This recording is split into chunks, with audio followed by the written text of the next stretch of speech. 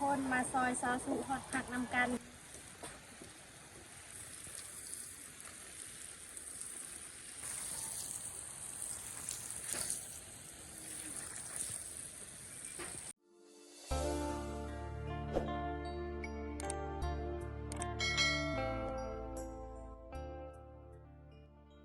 เอาทุกคนตอนนี้เฮากะสิกลับบ้านแล้วเด้อหลังจากเฮาไปเก็บผักน้ำกับผักสลอยผักสรวยทุกคนบ้านชาวสุกมันผักสรวยจากผักอีหยังเนาะทุกคนตอนนี้เฮากะสิกลับบ้านแล้วเด้อมันไก่ทุกคนเวลาเฮาเก็บผักก็ต้องย่างแบบเนี้ยทุกคนวิธีชาวลาวบ้านเฮาสำหรับบ้านเฮาก็ต้องเฮ็ดแบบนี้ทุกคนถ้าเฮาบ่หากินก็เฮาก็บ่ได้มีสกินนะทุกคนต้องไปแบบนี้ตลอดเลยในการยามแรงทุกคนม่วนหลายทุกคนใครก็ยังมาบางคนก็เอามองมาใส่ยันทุกคนเบิ่งนะตัวนี้ก็เฮาเคยเอามองเฮามาใส่ทุกคนเพราะว่าปลาลายอยู่นี่เพราะว่าปลาอยู่นี่ลายทุกคนก็เลยว่าเฮาสิมาเอามองเฮามาใส่อยู่นี่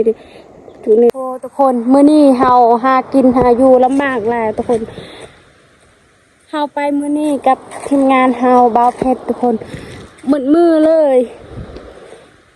แต่ก็ได้แต่ผักน้ำกับผักสรวยทุกคนจักผักไอ้หยังทุกคนสุกกับบ่ฮู้คือกันนะทุกคนตอนนี้ก็เฮาก็สิกลับบ้านแล้วทุกคนหลังจากเฮาฮอดเฮือนแล้วเฮาก็สิมาต้มผักสิกินเลยทุกคนใครอยากกินก็มาได้เด้อเดี๋ยวเช้าสุกก็สิพาทุกคนไปเก็บ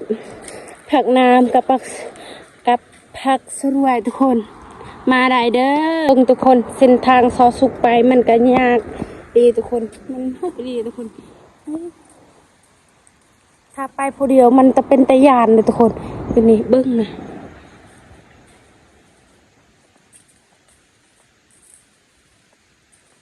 ครบลายเลยทุกคนถ้าเฮาไปผู้เดียวเฮาก็ยานเลยทุกคนทีนี้เลยเบิ้งแต่เฮาก็ไป3 คนกับทีมงานเฮาเนาะบ่าวเพชรกับบ่าวน้อยทุกคน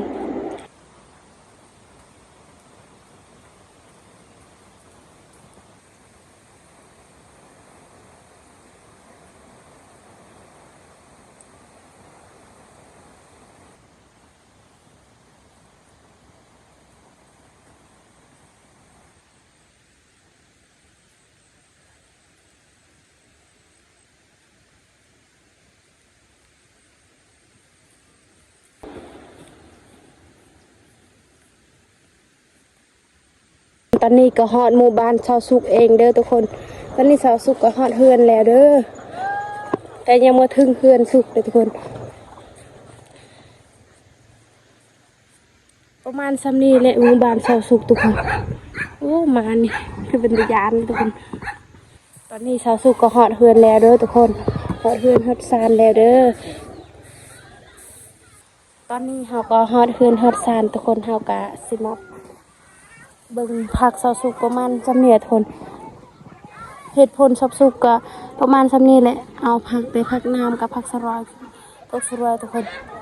ตอนนี้ชาวสุกก็สิต้มผักก่อนเด้อเอาทุกคนตอนนี้ชาวสุกก็บ่ทันสิต้มผักชาวสุกก็สิไปฮอดผักก่อนทุกคนเพราะว่ามันสิประมาณ4 โมง 5 โมงเลยทุกคน5 โมงแรง5 โมงแรงเลยทุกคนชาวสุกก็สิฮอดผักสุกก่อนทุกคนตอนนี้ชาวสุกก็สิไปฮอดผักนำกันเด้อเดี๋ยวชาวสุกก็สิพาทุกคนตอนนี้ชาวสุกก็สิพาทุกคนไปเบิ่งผักชาวสุกก่อนทุกคนโดนแล้วชาวสุกก็บ่ได้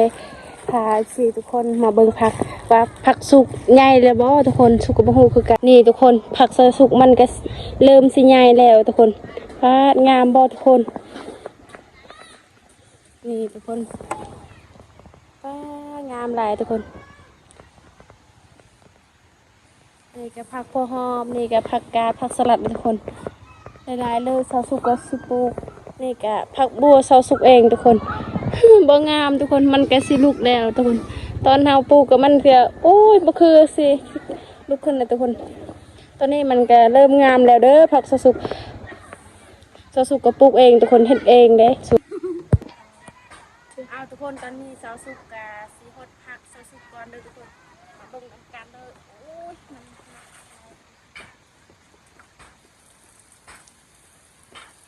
งามเลยทุกคนผักสาวสุก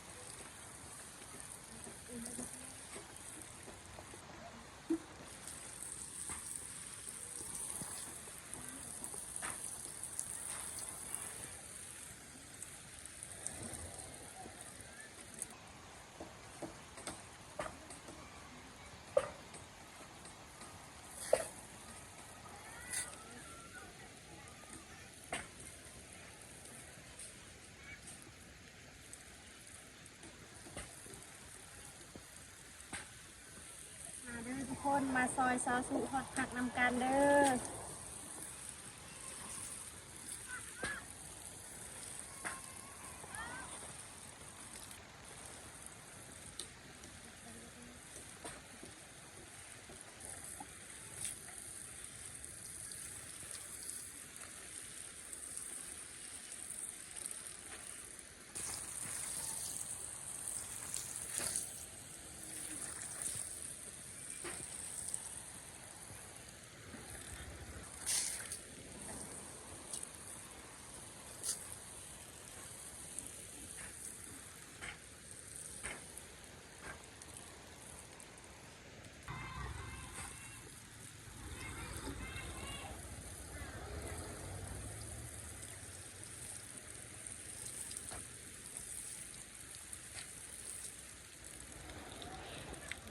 เอาทุกคนตอนนี้สาวสุกก็ฮอดผักแล้วเด้อตอนนี้สาวสุกกาฮอดผักแล้วกาอย่าลืมฝากกดไลค์เบิ้งทุกคนสิ่งที่สุกยานที่ชุดก็คือบงเลยทุกคนนี่เบิ้งป้าทุกคนบงนี่แหละสิ่งที่สุกไอ้อย่างสุกกับบยานแต่สิ่งที่สุกยานนี่น้อยสุกกับยานนี่ทุกคนคันมันใหญ่ป้าสุกยานแห้งทุกคนนี่เห็นบ่ทุกคนสิ่งที่สุกยานเบิ่งทุกคนผักเสาสุกก็เริ่มงามแล้วเด้อใครอยากมาหาเสาสุกก็มาหาได้เด้อทุกคนมื้อนี้เสาสุกกาบริการงามตอนแรงทุกคนบางคนกะเกลือหมูแต่เสาสุกกะบ่ได้ทายให้ทุกคนเด้อเพราะเสาสุกกะฮดผักทุกคนหลังจากเสาสุกไปเก็บผักน้ำแล้วแต่เสาสุกบ่ได้ต้มทุกคนเสาสุกกะไปฮดผักก่อนเวลาเฮาสิต้มผักกะมันยากๆเลยทุกคนวิธีชาวลาวบ้านเฮาก็ต้องเฮ็ดแบบนี้แหละถ้าเฮาบ่ได้เฮ็ดเฮาก็บ่ได้สิกินนะทุกคนถ้าเฮาบ่ได้ไปหาเฮาก็สิบ่ได้กินอาหารบ่มีอาหารเพราะว่าบ้านเฮามันยากอีหลีทุกคนไก่อยู่เมืองนอกทุกคนก็เลยว่าเฮาก็ต้องเฮ็ดหากินเองแต่เสาสุกก็ปลูกเองเฮ็ดเองทุกคนผักกาดผักหอมอันนี้ก็เป็นผักสลัดทุกคนเสาสุกก็ปลูกเองเลยบักหลายๆนี่ก็เป็นหมู่บ้านเสาสุกเองแหละทุกคนประมาณซ้ำนี่แหละทุกคนบ่มีอย่างหลายเลยหลังจากเสาสุกหดผักแล้วตอนนี้เสาสุกกามาเบิ่งบรรยากาศบ้านเสาสุกเองทุกคนเบิ่งนะดุหลายทุกคนอยู่บ้านเฮาบางคนก็ปลูกต้นมักตัวแฮทุกคนกับนะอันนี้ก็เป็นน้ำอ้อยทุกคนมักกล้วยและหลายๆทุกคนเฮาสิปลูกมักหุ่งเฮาก็ปลูกเลยทุกคนมักหุ่งมักอ้อยต้นมักตัวแฮก็เฮาก็ปลูกได้ทุกคนมักกล้วยหลายๆเลยทุกคนเฮาก็ปลูกเพราะว่าอยู่บ้านเฮาถ้าบ่เฮ็ดเฮาก็บ่ได้สิกินเลยทุกคนอันนี้ก็เป็นส่วนผักสดสุกเองทุกคนอุดมสมบูรณ์เลยทุกคนอยู่บ้านเฮาเพราะว่าบรรยากาศยามแรงทุกคนบางคนก็ดังฟืนทุกคนบางคนก็สิเกลือหมูหลายๆเลยทุกคนเอาทุกคนตอนนี้สาวสุกก็ฮอดผักแล้วสาวสุกก็มาเบิ่งวิธีสาวลาวบ้านเฮาก็เฮ็ดอหย่างแน่ทุกคนแต่สาวสุกก็ บ่มีเวลาสิไปเฮือนเสาร์อันนี้ยังเสาร์อาทิตย์ทุกคนแต่เสาร์ศุกร์ก็อยู่เฮือนเสาร์ศุกร์เพราะว่าเสาร์ศุกร์ก็ไปเก็บผักมื้อนี้ก็เลยว่าบ่ได้ไปเฮือนบ่ได้ไปหาเสาร์อาทิตย์กับเสาร์อันยังทุกคนตอนนี้เสาร์ศุกร์ก็มาเบิ่งทุกคนเบิ่งมักฮุงมันนึงมะกล้วยทุกคนเฮาก็สิปลูกเองไอ้แกะต้นหมาก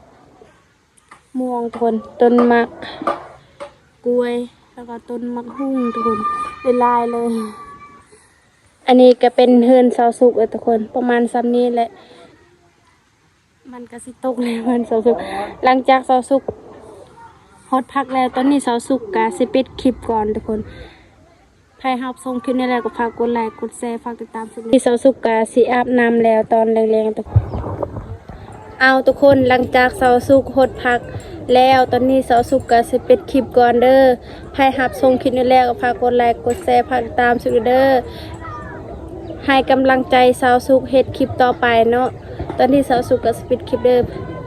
ใครอยากรู้วิธีสาวสุก